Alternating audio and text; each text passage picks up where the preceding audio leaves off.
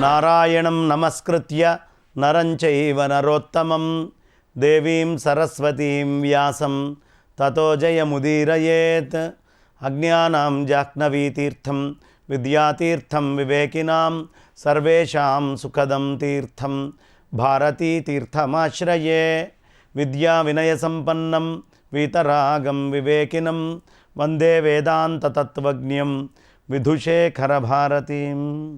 ETV life ప్రేక్షకులందరికీ నమస్కారం.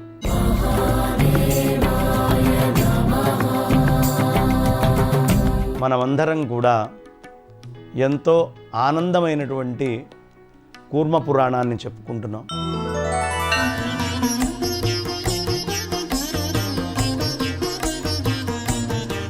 కూర్మ పురాణంలో రహస్యం ఏమిటి అంటే, కూర్మ పురాణం విన్నంత మాత్రానే ఎంతటి పాప పంకిలమైనా పోతుంది. కాబట్టి ఈ పురాణ రహస్యాలు కార్యక్రమంలో అసలు ఈ కూర్మ పురాణంలో ఉండే అద్భుతమైన రహస్యాలన్నింటినీ కూడా ఒక్కొక్కటి విడదీసుకుంటూ మనం మెల్లిగా చెప్పుకుంటూ వెళ్దాం. అందులో భాగంగా సాక్షాత్తు కూర్మరూపం ధరించినటువంటి విష్ణుమూర్తి ఇంద్రద్యుమ్నుడనేటటువంటి ఆయన్ని అనుగ్రహించి, ఉత్తర జన్మలో నువ్వు ద్విజుడిగా జన్మిస్తావయ్యా, మళ్ళీ నువ్వు నా అనుగ్రహాన్ని పూర్తిగా పొందుతావు అని చెప్పి ప్రస్తుతాన్ని రాజ్యాన్ని ఏలుకో అన్నారు. ఆయన కాలం చేయడం, మళ్ళీ ద్విజోత్తముడిగా పుట్టడం, పుట్టిన తర్వాత ఈ కూర్మ పురాణ ధారణ ఇత్యాదులన్నింటినీ కూడా చేసుకుంటూ పరమేశ్వరుణ్ణి విశేషంగా ఆరాధించాడు.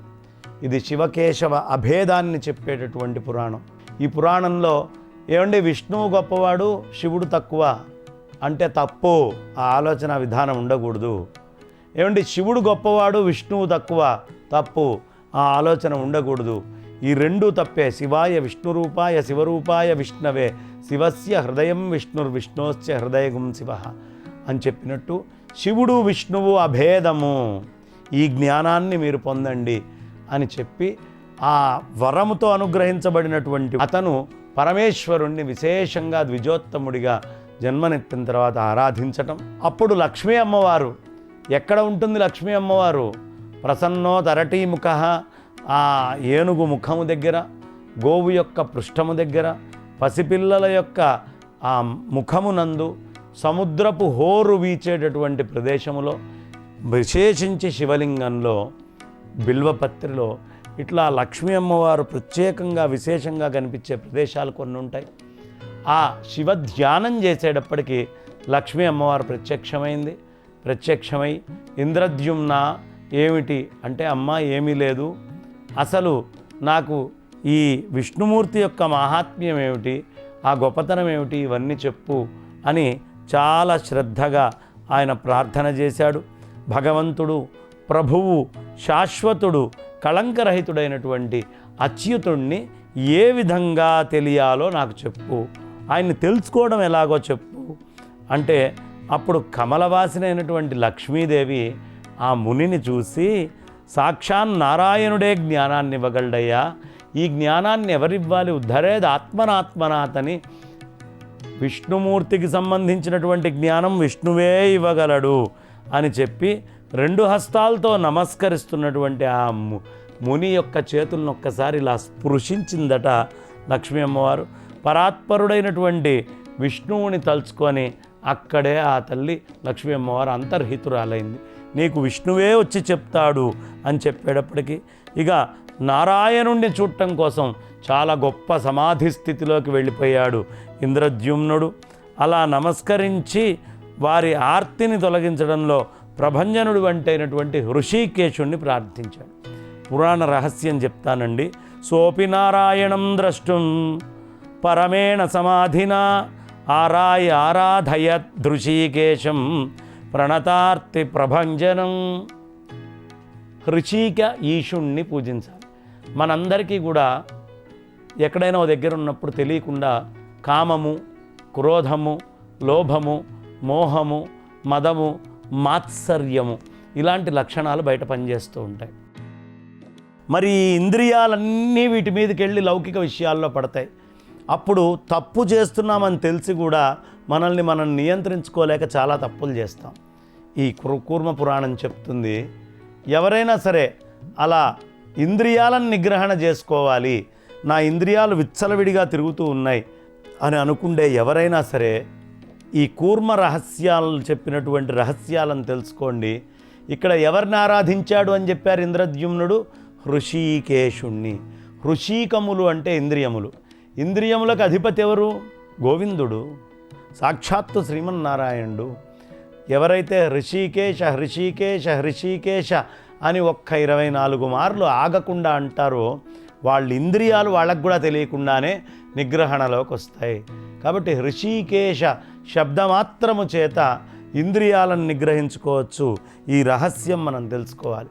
ఎప్పుడైనా మన ఇంద్రియ పటుత్వం తప్పుతోంది అన్నప్పుడు హృషీకేశ నామాన్ని ధ్యానం చేసినంత మాత్రానే ఆ అద్భుతమైనటువంటి స్థితి వస్తుంది. ఈ విషయం చెప్తూ అలా చాలా కాలం గడిచిపోయింది. అప్పుడు పీతాంబరుడు పచ్చటి వస్త్రాలు వేసుకొని జగత్తంతా తన రూపమే అని కనిపించేటటువంటి మహాయోగి అయినటువంటి భగవంతుడైనటువంటి శ్రీమన్నారాయణుడు ఆయన ఎదురుగుండా స్వయంగా ప్రత్యక్షమయ్యారు. ఆ పరమాత్ముడైనటువంటి విష్ణుమూర్తి ప్రత్యక్షమయ్యేటప్పటికి ఒక్కసారి మోకాళ్లపై ఉండి నమస్కారం చేశాడు. గరుడధ్వజుణ్ణి స్తోత్రం చేయడం మొదలుపెట్టాడు. యజ్ఞేశాచ్యుత గోవింద మాధవానంత కేశవ కృష్ణ విష్ణు హృషీకేశ తుభ్యం విశ్వాత్మనే నమః. అచ్యుత, గోవింద, మాధవ, అనంత, కేశవ, హృషీకేశ. చూడండి ఇక్కడ శబ్దం ఎంత బాగా వాడాడో. విశ్వాత్మవైనటువంటి నీకు నేను నమస్కారం చేస్తున్నాను అని మోకాళ్ళ మీద అమాంతం పడిపోయి ఆ విష్ణుమూర్తి వారికి నమస్కారం చేశాడు. యజ్ఞాలకి ప్రభువైన వాడా అచ్యుత, గోవింద, మాధవ అంటూ ప్రార్థించగానే పురాణ పురుష విశ్వమూర్తి ఓ హరి, నువ్వు సృష్టి స్థితి వినాశాలకు కారణమైనటువంటి వాడివయ్యా, నువ్వే అనంతమైనటువంటి శక్తి సంపన్నుడివి, అలాంటి నీకు నమస్కారము అని నిర్గుణస్వరూపుడవు నిష్కలుడవైన నీకు నమస్కారం. ఏ గుణాలు లేనటువంటి స్వరూపం కలిగినటువంటి వాడా, నిష్కలుడైనటువంటి వాడా, ఏ కల్మషాలు లేనటువంటి మహానుభావుడా, విశ్వరూపుడు అయినటువంటి ఓ పురుషుడా నీకు నమస్కారం. భగవంతుణ్ణి మనమందరం రూపము, వేణువు పట్టుకున్నాడు, కోదండం పట్టుకున్నాడు, స్తంభాన్ని చీల్చి గోళ్లతోటి వచ్చాడు, ఇట్లా రకరకాల ప్రార్థనలు చేస్తాం. కానీ ఇక్కడ చూడండి, నిర్గుణస్వరూపుడు, అదేవిధంగా నిష్కలుడు అయినటువంటి నీకు నమస్కారం. విశ్వమంతా నువ్వే, విశ్వరూపుడి అయినటువంటి ఓ పురుషుడా నీకు నమస్కారము. నమస్తే వాసుదేవాయ విష్ణవే విశ్వయోనయే ఆదిమధ్యాంతహీనాయ జ్ఞానగమ్యాయ తే నమః. ప్రపంచం మొత్తానికి కారణభూతమైనటువంటి వాడెవరు అంటే విష్ణుమూర్తి అని స్పష్టంగా చెప్తూ, వాసుదేవా నీకు నమస్కారమయ్యా, ఆది మధ్యాంతాలు లేనటువంటి జ్ఞానంతో మాత్రమే తెలుసుకోదగినటువంటి నీకు ఒక నమస్కారము అని చెప్పి, ప్రపంచానికి కారణభూతుడు అయినటువంటి ఓ విష్ణు, ఓ వాసుదేవా నీకు నమస్కారము. ఆది మధ్య అంతాలు అనేటటువంటివి నీకు లేవు, నీకు ఇది మొదలు, ఇది మధ్యము, ఇది అంతము అనేటువంటి పదమే లేదయ్యా. అలాంటి జ్ఞానంతో మాత్రమే తెలుసుకోగలిగిన నీకు నమస్కారం. చూడండి, భగవంతుడు దేనితోటి తెలుస్తాడు? కేవలం జ్ఞానముతోటే. ఈ రహస్యం. జ్ఞానము లేకుండా వెళ్ళి దేవుడి ముందు 100 సార్లు దండం పెట్టి 1000 కొబ్బరికాయలు కొట్టి ఆయన చుట్టూ ప్రదక్షిణాలు చేసి అన్ని యంత్రాలు పెట్టి ఏదేదో చేస్తే ఆయన అర్థం కాడు. ఆయన నుంచి రావాల్సినటువంటి చిన్న చిన్నవి ఏవైనా రావచ్చు, కానీ ఆయనే అర్థమైతే నీకు ఆయనకి అభేదం అనే జ్ఞానం నీకు వస్తుంది. దీన్నే అద్వయ జ్ఞానము అంటారు. అలా నమస్తే నిర్వికారాయ నిష్ప్రపంచాయ తే నమః, భేదాభేద విహీనాయ నమోస్తు ఆనందరూపిణే. నిర్వికారుడివి, ప్రపంచరహితుడివి అయిన నీకు నమస్కారం అయ్యా. నీకు ఏ ఆకారము లేదు, ఏ ఇది లేదు. ఇక ఖేద అభేదాలు, ఇది భేదము, ఇది అభేదము అనేది లేదు, నీకేం సంబంధం లేదయ్యా. అంతా నువ్వే అయి ఉన్నావు. నువ్వెప్పుడూ భేదాభేదాలు లేనటువంటి ఆనంద స్వరూపుడివే. కాబట్టి అలాంటి నీకు నేను ఒక నమస్కారం చేస్తున్నాను అని అనంతమూర్తయే తుభ్యమూర్తాయ నమో నమః.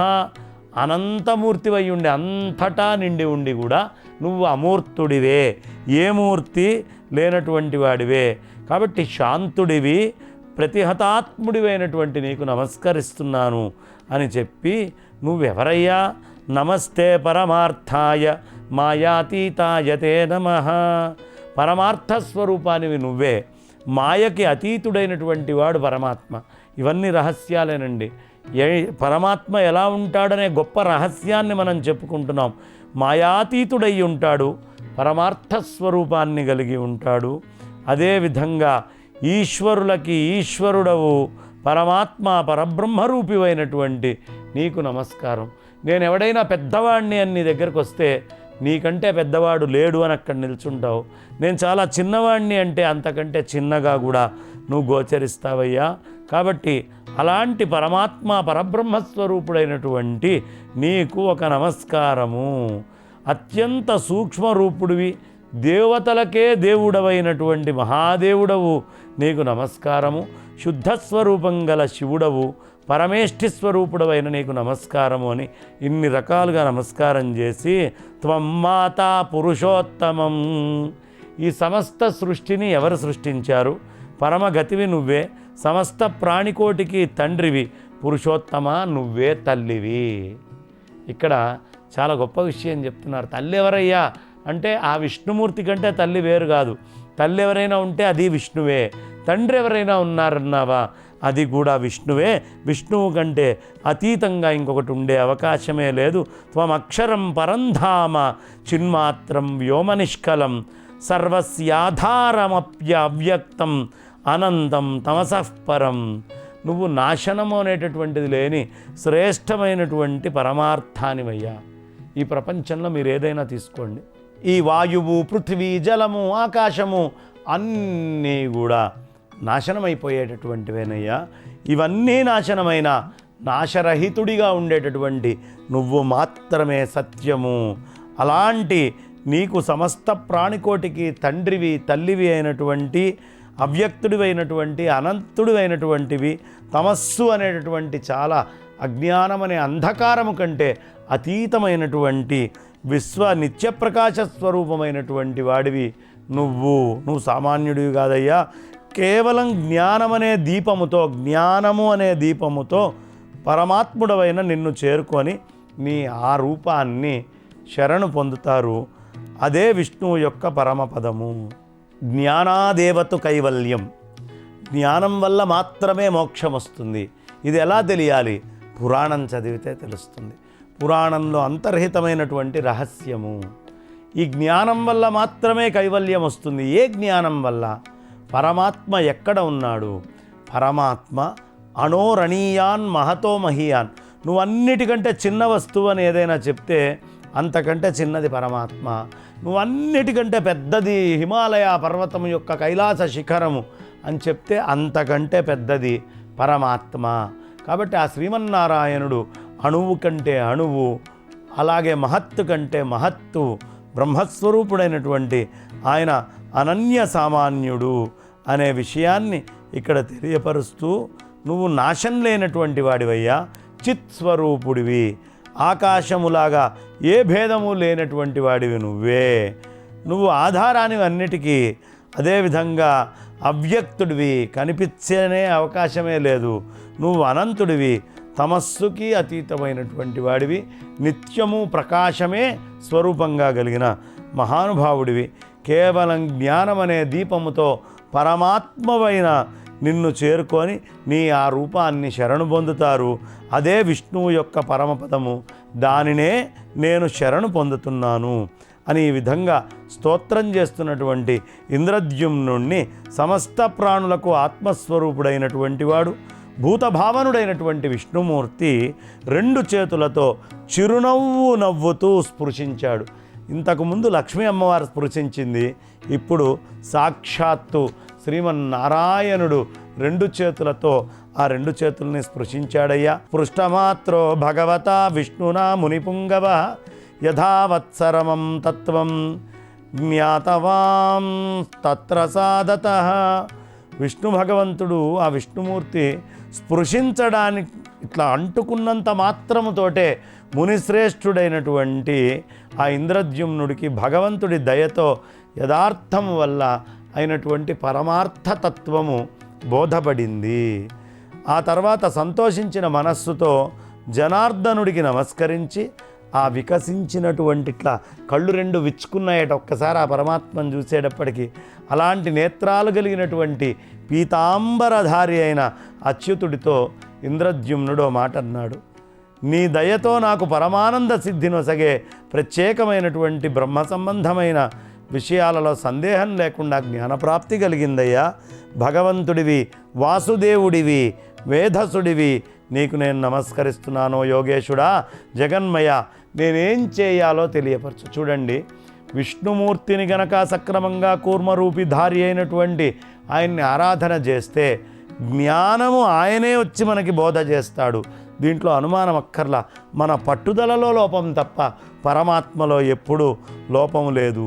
ఆ ఇంద్రద్యుమ్నుడి వాక్యాన్ని మాధవుడైన నారాయణుడు విని ఓ చిన్న నవ్వు నవ్వి సమస్తమైన జగత్తుకి హితాన్ని కలిగించే ఒక్క మాట అన్నాడండి. వర్ణాశ్రమాచారవతాం పుంసాం దేవో మహేశ్వరః జ్ఞానేన భక్తియోగేన పూజనీయో నచాన్యథా.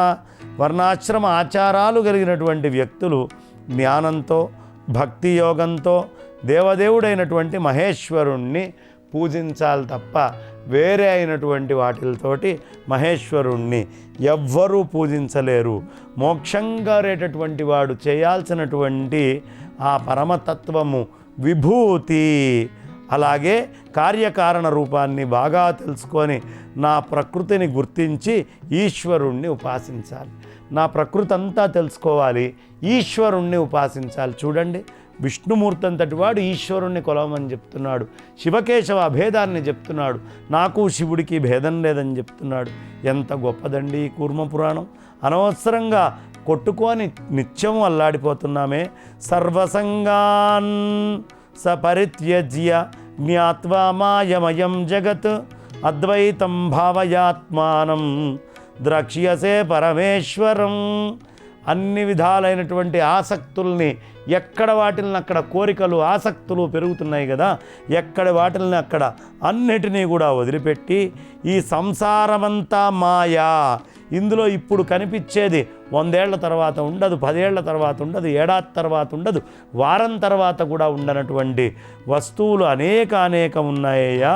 కాబట్టి నాకు సంబంధించినటువంటి ఆ సుగుణ స్వరూపాల్ని భావిస్తూ రెండవ వ్యక్త సంశ్రయం అనగా భగవంతుడి విరాట్ స్వరూపాన్ని ఆశ్రయించాలయ్యా. అద్వైత భావనని పొందు. నువ్వు ఆ ఈశ్వరుణ్ణి, మహేశ్వరుణ్ణి, పరమేశ్వరుణ్ణి ప్రార్థించటం మొదలుపెట్టు. చూడండి, ఎవరు? విష్ణుమూర్తి చెప్తున్నాడు, పరమేశ్వరుణ్ణి ప్రార్థించటం మొదలుపెట్టు అని చెప్పాడు. రెండో మాటగా ఆ విరాట్ స్వరూపాన్ని ఆశ్రయించమని చెప్పాడు. ఇక మూడోది బ్రహ్మజ్ఞాన విషయమై గుణాతీతమైన బ్రహ్మను ఉపాసించడమే బ్రాహ్మీ భావన. బ్రాహ్మీ భావనలో గుణాలు లేవు. సత్వగుణము, రజోగుణము, తమోగుణము ఇలాంటి గుణాలేమీ లేవు. ఆ అన్ని గుణాలని వదిలిపెట్టేసి బ్రాహ్మీ భావన అనేటటువంటిది చక్కగా పూర్తిగా తెచ్చుకొని ఆ బ్రాహ్మీ భావనతో మనమందరము ఉపాసించాలి గుణాతీతమైన బ్రహ్మని. ఒకదాన్ని ఆశ్రయించి ఉపాసన చేస్తే బుద్ధిమంతుడు దాన్ని ఉపాసించినటువంటి వాడు బుద్ధిమంతుడై యోగ్యుడై పరమాత్మని పొందుతాడు. అశక్తుడు మొదట వేదమతాన్ని ఆశ్రయించాలి. శక్తి లేనివాడు మొట్టమొదట వేదాన్ని పట్టుకొని వెళ్ళాలి. ఓ ఇంద్రద్యుమ్నుడా, అన్ని ప్రయత్నాల ద్వారా నువ్వు జగత్స్వామి అయినటువంటి విష్ణువును ఆరాధిస్తూ ఆయన మీదే నిష్ఠ కలిగి ఆయన ఆశ్రయాన్ని పొందాలి. అప్పుడే మోక్షాన్ని పొందగలవు. నువ్వు మోక్షాన్ని పొందాలంటే అన్నీ వదిలిపెట్టి ఆయన్ని మాత్రమే ఆశ్రయించవయ్యా. చూడండి, మోక్షం కావాలి అంటే సర్వధర్మాన్ పరిత్యజ్య మామేకం శరణం వ్రజ. భగవద్గీతలో కృష్ణుడు చెప్పలేదండి? సర్వధర్మాన్ పరిత్యజ్య, అన్ని ధర్మాలని వదిలేసాయి, మామేకం శరణం వ్రజ అహంత్వా సర్వపాపేభ్యో మోక్షయిష్యామి మా శుచః. అలా చక్కగా మోక్షాన్ని పొందగలుగుతావు అని చెప్పి ఇంద్రద్యుమ్నుడు జనార్దన ఆ పరాత్పరుడి యొక్క తత్వం ఏమిటి, విభూతి ఏమిటి, కార్యం ఏమిటి, కారణం ఏమిటి, అసలు నువ్వెవరు, నీ ప్రవృత్తి ఏమిటి అని అడిగేటప్పటికీ ఇక్కడ చాలా అద్భుతమైనటువంటి శ్లోకం చెప్తాడండి విష్ణుమూర్తి వారు. పరాత్పరతరం తత్వం పరబ్రహ్మైకమవ్యయం. పరానికే పరతరమైనటువంటి వాణ్ణి, తత్వము అలాంటి అఖండమైనటువంటి పరబ్రహ్మము ఒక్కటే ఉందయ్యా.